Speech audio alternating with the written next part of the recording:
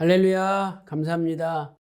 오늘 또 여러분 가정에 우한, 질고, 또 근심, 걱정, 염려가 다 사라지는 하루가 되시기를 소망합니다. 자, 오늘은 출애굽과 관련하여 가나안으로 가는 세 가지 길에 대하여 첫 번째로 살펴보도록 하겠습니다. 오늘의 생명 양식은 민수기 33장 3절입니다. 봉독하겠습니다. 그들이 정월 15일에 라암셋에서 발행하였으니 곧 6월절 다음 날이라. 이스라엘 자손이 애굽 모든 사람의 목전에서 큰 권능으로 나왔으니 이는 하나님의 말씀이니라. 아멘. 자, 이스라엘 백성들은 출애굽할 때 라암셋에서 출발하였죠.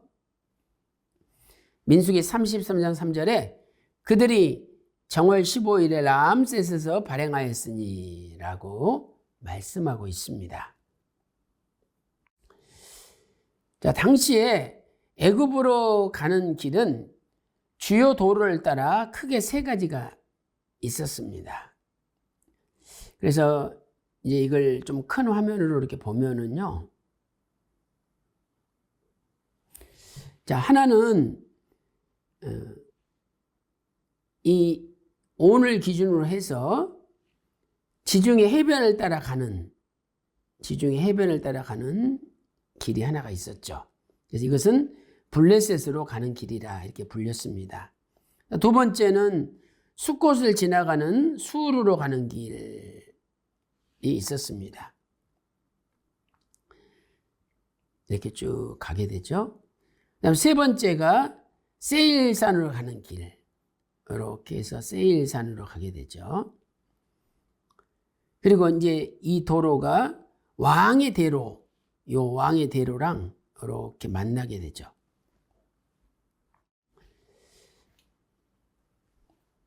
자, 먼저 첫째로 해변길에 대하여 살펴보도록 하겠습니다. 자, 이 해변길은 성경에서 블레셋 사람의 길이라 이렇게 불리죠. 블레셋 사람의 길이라고 불린다. 자, 출애굽기 13장 17절 말씀 보세요.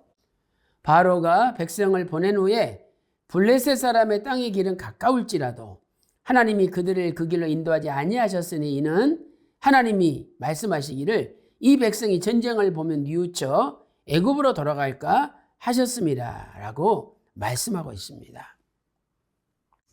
자, 여러분 이 길을 우리가 살펴보면은요. 지금 여기 오늘 기준으로 해서 여기 지중해잖아요. 이 지중해 해변으로 가는 길, 이게 블레셋으로 가는 길이에요. 그래서 가나안으로 가는 가장 빠른 길이죠.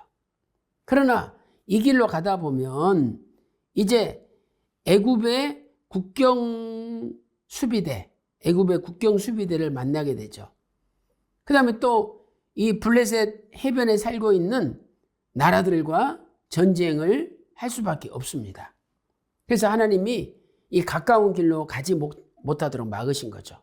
그래서 이스라엘 백성들 라암셋 출발해서 이렇게 해변으로 가는 길을 가려고 했지만 하나님은 숫곳으로 옮기셔서 해변으로 가는 길을 지나치도록 만드셨던 것입니다.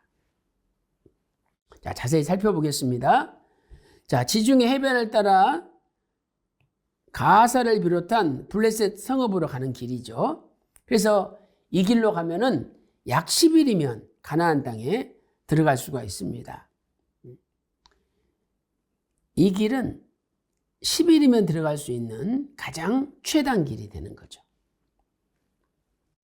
그러나 하나님께서는 해변으로 가는 길을 막으셨습니다.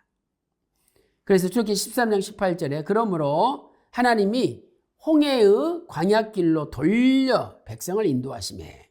그러니까 지금 이스라엘 백성들이 라암셋에서 출발했잖아요. 자, 그러면 이 라암셋에서 해변길로 가려면 이렇게 가야 되는 거죠. 이게 해변길이니까요. 그런데 하나님은 숫곳에 첫 번째 진을 치게 하셨죠. 그러니까 그냥 밑으로 이 홍해 쪽, 여기가 홍해잖아요. 홍해 쪽으로 내려가게 하셨던 것입니다. 그래서 이 돌려라는 단어는 히브리어 사바브인데 이것은 방향을 바꾸다, 빙 둘러 행진하다, 우회하다는 뜻을 가지고 있습니다. 하나님은 가까운 길로 인도하시지 않고 멀리 돌아가는 길로 인도하셨습니다. 여기에 놀라운 하나님의 구속 경륜이 담겨 있는 거죠. 자, 이렇게 하나님께서 가까운 길을 막으신 이유는 해변길로 가면 전쟁을 만나기 때문이죠. 자, 출애굽기 13장 17절 다시 읽어보겠습니다. 바로가 백성을 보낸 후에 블레셋 사람의 길은 가까울지라도 하나님이 그 길을 인도하지 아니하셨으니 이는 하나님이 말씀하시기를 이 백성이 전쟁을 보면 뉘우쳐 애굽으로 돌아갈까 하였습니다. 이렇게 말씀하고 있는 것입니다. 휘선 박아브람 목사님께서는 잊어버렸던 만남 322페이지에서 이렇게 말씀하고 있습니다. 블레셋 사람의 땅의 길은 당시 주요 무역로였기 때문에 그 길은 애굽의 국경 수비대가 지키고 있었고 또 가나안에 들어가려면 호전적인 가나안 지역 수비대가 지키고 있는 가사를 통과해야 했습니다. 그래서 전쟁 나서 수많은 사람이 죽을까 봐 해변길로 블레셋 사람의 길로는 인도하지 않으셨던 것이죠. 자, 그 다음에 두 번째가 수루 길이 있습니다. 간단하게 축약해서 술길이라고 하죠. Way to Shuru입니다. 그래서 이제 여러분이 이 지도에서 살펴보시면은요. 자, 첫 번째 진신 장소가 숫곳이잖아요. 그런데 이 숫곳을 통해서 가는 길이 이게 수루길이에요. 그러니까 당연히 이스라엘 백성들은 이 길로 갈 것으로 생각을 했습니다. 그러나 하나님은 이 길도 허락지 않으시고 에담의 두 번째 진을 치게 하셨죠. 그러니까 밑으로 내리신 거예요. 왜? 홍해가 있는 곳으로 가야 되니까 하나님은 밑으로 이렇게 밑으로 내리신 겁니다. 자, 지금 설명한 대로 수루 길은 숫곳을 첫 번째 진을 친 장소 숫곳을 지나 수루 광야 중심부를 통과하여 가나안 남부의 중앙으로 가는 길이죠.